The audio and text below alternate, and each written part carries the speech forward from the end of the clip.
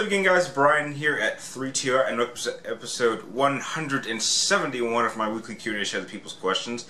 And we got a pretty significant episode this time around with a large set of questions from about, maybe looks like 6 of you, maybe 7. So, without further ado, let's jump right into them with the first 3 questions coming from Titan Gamer 63. And you want to know, what do I think of the Predator coming to the Combat Pack? Well, you know, the Predator's a pretty cool character. I don't think any gameplay footage has been released about what his skill set is going to be. But, you know, I already have my Combat Pack ready to go, so as soon as he's ready to download, I'll just download him on my PlayStation 4 and start playing as him. So, yeah, I'm pretty excited to play as him. Next question is, what is the worst game I've ever played? Oh, this is an easy one. It is Final Fantasy 13. However, this is not the worst game I've ever played. This is the worst video game I will ever play. I mean, I've been saying that for probably the past maybe 5, maybe 6 years. And though I have played terrible games since then, none of them have anything on Final Fantasy 13. Now, I could go into depth with that, but the more I talk about it, the more pissed off I get. So I'm just going to move on to your next question. And you want to know, what do I think of the Suicide Squad movie? I think this is going to be a very interesting experiment. Simply because I'm not sure how the general public is going to react to this type of movie. Because the Suicide Squad is a team of villains. These are terrible people. And so the whole mentality about it is, how do you make a movie about villains and get the crowd to get behind them, to support them? And I think that's a hard thing to do. And the fact that we're going to have Joker and Batman in technically not a Batman movie, and so Batman might be kind of like an afterthought, but I think that's a bit weird. It's like you're going to have Joker and Batman in this awesome film, but they're not the focus. You're supposed to be focusing on this team and whatever mission they're trying to do, which we don't know what that is yet. And I think that's really what the challenge is going to be. I mean, people have talked about if you could do a villain-focused movie before, and I think this may be the closest thing we actually get to a full-blown villain-focused movie. But I really hope it does well when it releases. The next 3 questions come from Gunny Sachs Production, which is a new one for me, so welcome to the channel. And you want to know, what do I think the new Metal Gear game story arc is going to be? I really want them to actually focus on making the Metal Gear weapon the main threat. If there's one criticism that I can say that the Metal Gear Solid games have had, it's that over time, as the franchise has gone on, it seems like the Metal Gear weapon has become the most insignificant element of the story. I mean, I think the only time it was ever actually done properly was surprisingly in the first Metal Gear game, because even if you go to something like Metal Gear Solid 1, though destroying Rex isn't one of your objectives, it's not the final boss, because there's a fist fight and then there's a car chase. And then if you go to Metal Gear Solid 2, you take pictures of a new Metal Gear, and then it's never really mentioned till the end of the game. And then in Metal Gear Solid 3, all you do is see blueprints to Rex. But you're at least 40 years away from that even being built. And then if you go to Metal Gear Solid 4, the only time that the Metal Gear weapon even comes into play is later into the game, and they just take its railgun. And then if you go to something like Portable Ops, which that one actually has the Metal Gear weapon more significant, and then Peace Walker, that's a little bit more significant. But if they are going to focus on a new story arc, I want them to have a whole new cast. I don't want them to bring back any of the Snakes, make just brand new characters, and have Metal Gear be the main focus and the last battle of the game. That's what I want them to do. Next question is, do I think it's possible for Konami to revive Solid Snake?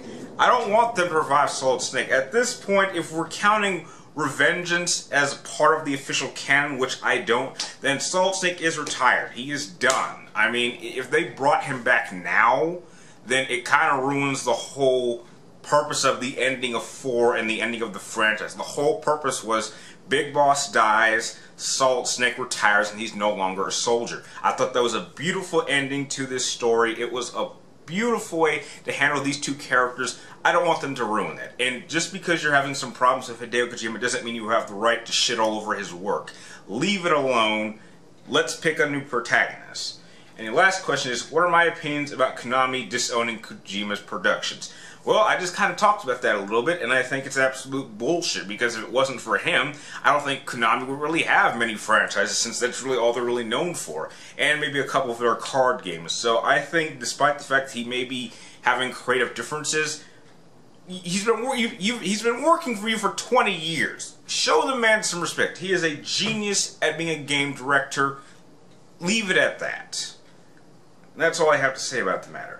And that goes into the next 3 questions coming from another regular of mine going by the name of Coy Roth. And you want to know, if I had to choose between Heavy Rain or Beyond Two Souls to keep for the rest of my life, which one would I pick?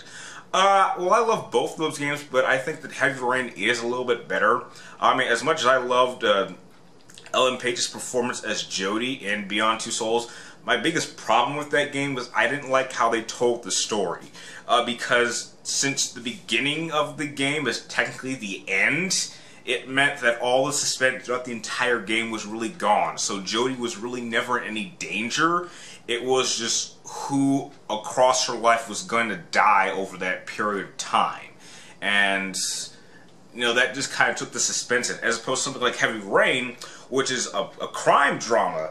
And it involves these 4 characters which are completely different, and they all have different story arcs, but they all connect at one point. And I thought that was just magnificently handled. So I would pick Heavy Rain. Next question is, have I played Quadric Dream's other 2 games, which is Fahrenheit or Indigo Prophecy and the Omu... I don't know, I can't even pronounce that word. I've heard of those games, but I haven't had a chance to play them. I think those might have come out during the PlayStation 2 era, I believe, so I just missed those. And this goes to your 3rd question, and you want to know, do I realize that Beyond Good and Evil HD is on the PlayStation Network? And no, I didn't know that, and, you know, hopefully when I have time to play it, then, you know, I'll give it a test ride. The next 2 questions come from CRH Gaming, and you want to know, which movie did I like the least? What do you mean like the least? Like, what's the worst movie I've ever seen? I guess that would be movie 42. And if you would like to see how much I hate it, well, just search through my videos and look for my review of movie 43 and see how much I freak out and want to do crack cocaine. Next, you want to know, what is my favorite Loot Crate overall? I actually looked through my videos to see which one I actually liked the most, and that would probably have to be Loot Crate number 16, which was Console War, which actually came out December of 2013. I really liked that because it came with my all-time favorite shirt, which I've talked about many times. And I just thought all the items in there were very well selected for that particular theme. I thought that was probably the most...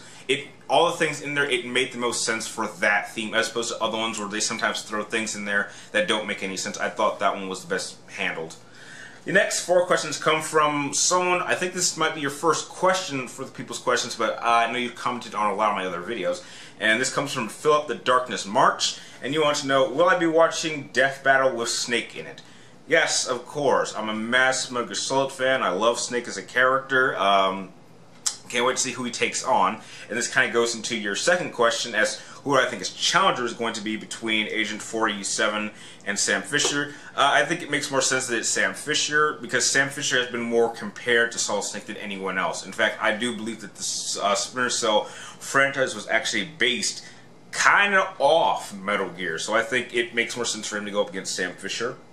The next question is, do I think Quiet will be a playable character in Metal Gear Solid Phantom Pain DLC? It's possible, but my question is, why would you want to? Because from what I've seen, she's just a sniper, but she has this really weird ability that I don't quite understand it yet. Hopefully the game will go into detail about it, or maybe the information's already out there that allows her to kind of move around real fast, but kind of stay invisible. But as a sniper, you can do that with Big Boss, so I don't really see why you would need to play as a Quiet, especially when she's an AI character that you can control and you can actually give her orders, so there's really no need to want to play as her. And then your last question is, who do I think would win in a fight between James Bond versus Ethan Hunt?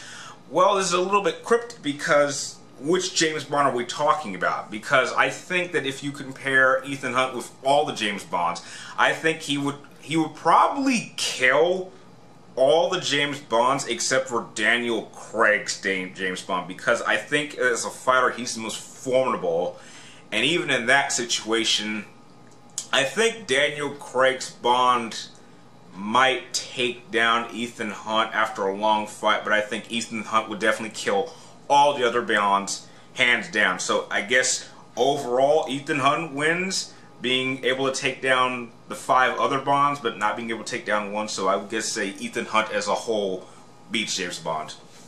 And this goes into the last 2 questions of the episode, coming from Deafening Drafts, and you want to know, what do I think of the logos at the bottom of the Power Rangers t-shirt that was in May's 2015 Loot Crate?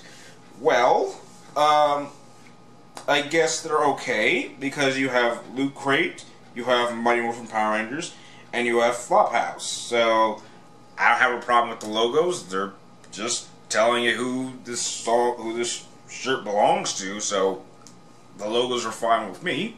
And your last question is, what do I think of mobile games like League of Legends and Smite? I've never actually heard of those games, so I can't really say much about them because I don't know what they're about. So, yeah. And with that, those are all the questions you guys sent for this particular episode. I'd like to thank all of you guys for making this episode possible. If you have any more questions for me that you would like me to answer in next Friday's episode, be sure to type them in the comments down below, but make sure you get them into me before next Wednesday, before I start filming this. And if you like this video, remember to like, comment down below, and please subscribe to check me my future episodes and awesome videos for the future. And like always, thank you guys for watching. You're awesome, and I'll see you next time.